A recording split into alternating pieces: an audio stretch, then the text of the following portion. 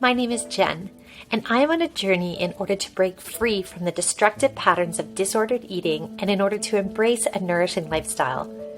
My roadmap can be described using an acronym of the word Nourisher.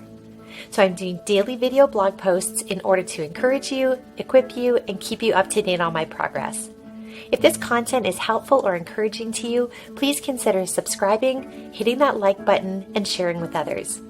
It is my deep desire that these videos would help to ignite nourishing transformations in us all. Thank you so much for joining me for day 61 of my Nourisher Check In. I am so delighted to be together, and I am just loving this day. Maybe I'm solar powered, because in the country where I live, we're just getting to the tail end of rainy season, and it's like there's like a symphony going off inside of me. I'm so delighted, and I'm loving the sun, the vitamin D, and just being able to be outdoors is so refreshing. So if I was going to use an emotions checklist or a feelings checklist today, I'd probably be choosing words on it like joyful, thankful, content, enthusiastic, something along those lines of those positive emotions.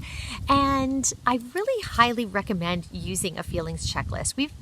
For years, we've had one posted on our fridge to help me articulate what I'm feeling and to help the other family members also articulate what they're feeling to me and to each other. It's so helpful, and I will put a link to some different feeling charts in the additional resource section below.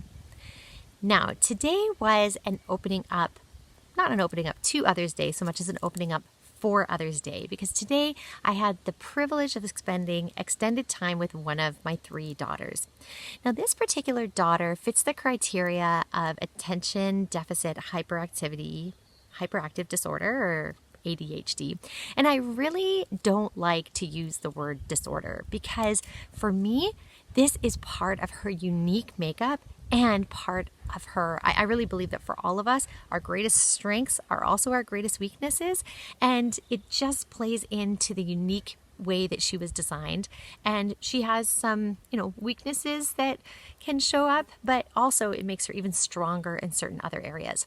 I have really, really benefited on the topic of ADHD and ADD on the education that I have received, particularly from Tom Hartman and the various books that he has written on the topic, as well as from the work by Dr. Gabor Mate, who's helped me to understand what some of the psychological underpinnings of ADHD may be. So I highly recommend those resources. And again, take a look at the additional resource section below for more information.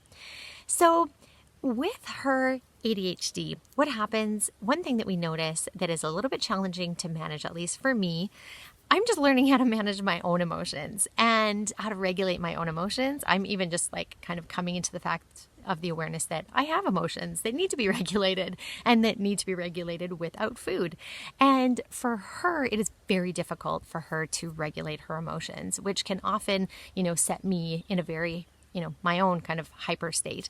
So we do find that when she gets triggered, that it's difficult for me to stay calm and for us not to both get triggered. So it seems like lately there's just been lots of high intensity moments. She particularly has been designed with a very sensitive fair radar, which I love about her. And she really, this shows up in really, really beautiful ways, but also it can show up, of course, a lot with 3 daughters who are constantly kind of vying for something.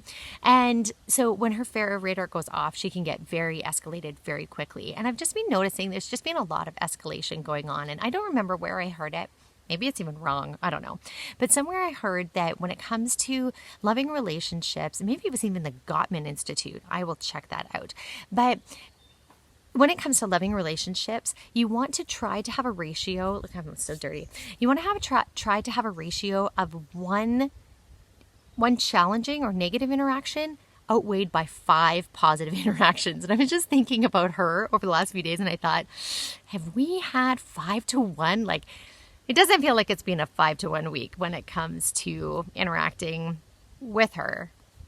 Maybe it has if I count those, sweet little moments. But anyway, just the point being, there's been lots of challenging interactions. So this morning I just put away my phone, and she was reading a book, and I sat beside her and I was just rubbing her back for a few minutes. And then I don't have a very long my own attention span. Maybe I have ADD. We should research this. But I don't have I usually do something like that for a few minutes and then I go to something else. And I put my hand down and she immediately reached over and picked up my hand and put it back on her back. And I was like, okay, she's into this. So I just sat and I tried to just do some deep breathing and just to think some things that I really appreciate about her as I was just rubbing her back. And we just sat there for a long time.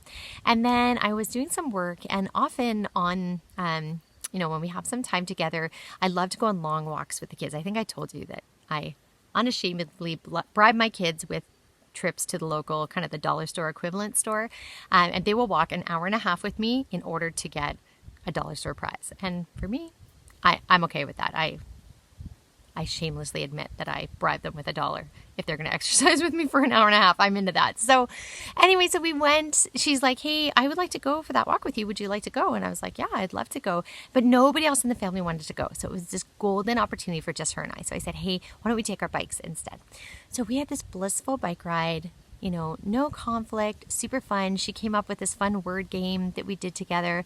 We stopped at the dollar store and then we continued on, and I said, hey, why don't we stop for lunch? So we stopped and we had lunch, and I was just able to observe and delight in so many unique things about her. Like, she's so observant. Like this part of this, attention deficit. Well, yeah, in some parts she has a deficit, and in other part, she is so hyper aware. Like the level of detail that she sees the world, like she sees creepy crawlies, and we were riding along and I was looking one way and I thought I was kind of observing my surroundings, but she stopped me because she noticed that quite far apart from our right and our left, with a wide path that we were driving in between, she noticed someone was taking a picture. And she didn't want us to go in front of them and interrupt them while they were taking a picture. So she's sensitive and she's kind and she's observant. And I just loved being in this non-conflictual environment to just enjoy those things about her. So we're doing this, and then we stopped for lunch, and then we rode the rest of the way home. Now, of course, promptly, literally, like 2 minutes after she stepped in the door, like all hell broke loose and there was big fights and whatever. So we're not at the place of 100% calm yet, but she had conflict with your sisters. But just this idea that it was so beautiful to stop and to create that space, to show up for her, to ask her all kinds of questions, and just to delight in her presence. So I'll pause and talk about understand the cycle for a minute. And it'll get me a little bit off track, but that's okay. Understanding the cycle, mentioned a couple of days ago that I had kind of a morning where I didn't eat. That day I didn't talk about it yesterday because it was the special 60th day episode, but I did want to mention that the rest of the day eating went really well that day. And today has also been good, but I noticed that there is one food that I do not label as bad whatsoever, but I know it causes me really bad eczema. And you know that I've been waking up in the middle of the night with really sore, itchy hands, and I know that it's disrupting my sleep, but I haven't wanted to give it up. And so I've been thinking through that, and I really feel this pull, like on one hand, not to label food as bad or demonize food, and then on the other hand, wanting to live healthy values, and I felt very pulled. So the food for me in this one is soy. And soy, of course, I get little tiny bits of soy in anything, but if I'm having something like soy whipped cream or soy milk or soy yogurt or any soy, like heavily soy-based product that isn't fermented, I really break out in eczema really badly, which is so sad. But we've had soy whipped cream around recently. And I've been putting it on all sorts of things, and it's been really delicious, but I know that it's hurting me. And it's this weird thing inside to think like I'm doing something that I know is hurting me. So I tried last night to go ahead and to make an alternative. So I found some very thick coconut cream, and I whipped it up with the sweetener of my choice, which is typically stevia or monk fruit. And I then took just shy maybe of a tablespoon of gelatin in some boiling water, mixed it, and then mixed it in using the blender with the coconut cream mixture, and then set it in the fridge because I'm trying to make kind of some type of whipped cream alternative. So it worked out actually really well. I put a little tiny bit of Mexican vanilla in there too, but it did work out really well. It was very satisfying, and it's not as good. It's definitely not as good as dairy. It is not as good as the soy whipped cream alternative, but it is a satisfying alternative. And you know, there are so many things that we can choose to live and cut things out. And I understand that those are healthy options, but I also want to be very careful not to live in a world of scarcity, especially as a binge eater. I know that the smaller my food options become, the more scarcity I embrace, the greater the tendency that there is statistically and based on the research to then fall into binges. So I want to embrace abundance and this idea of abundance, an idea of thankfulness for the abundance and not a scarcity mentality. So that's how I tried to do that and tried to stay off the cycle. So the rewiring my brain was, just captivating, like taking these like mental Kodak moments with my daughter on our bike ride and so thoroughly enjoying that time. And then later on in the evening, we were able to take the paddle boards out. And I think I used to get to this point where, if I have so many things on my mind that if I wasn't doing, laundry or dishes or work or designing a curriculum or, planning something or taking care of the kids or taking them here or there, whatever it is that I was currently involved in, I had a very hard time just resting in those little, marginal moments in between the day. And I chose, as I found those moments kind of coming up, the kids were, delighted playing by themselves or everybody's, occupied, everybody's good, everybody's fine. And I used to feel anxious in those moments. Okay, what am I supposed to be doing now? And now, particularly in the last 24 hours, I chose to do a lot of grounding exercises. So a lot of times where I just took out that mental Kodak camera and started taking pictures in my mind and starting to close my eyes and saying, what do I hear? What do I smell?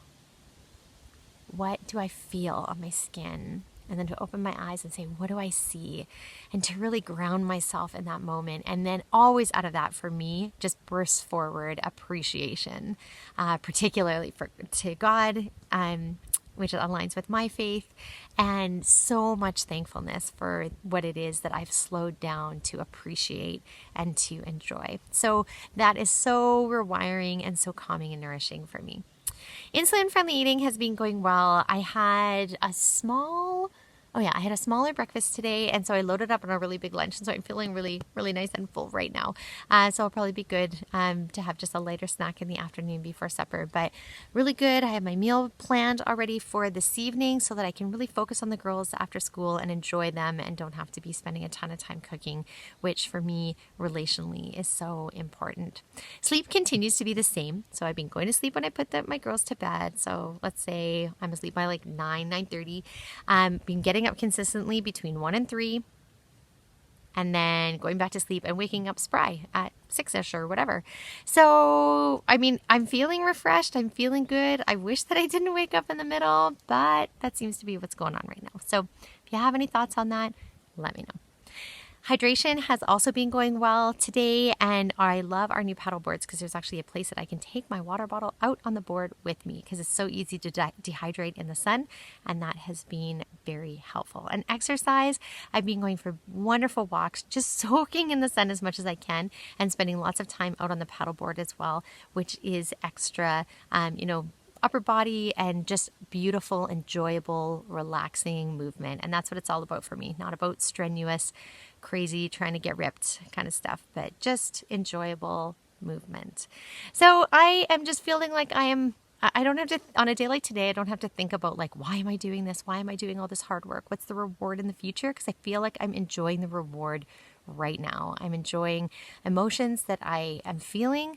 I'm enjoying the fact that I'm able to, regulate them. I'm able to enjoy the relationships that are around me and that I've been blessed with.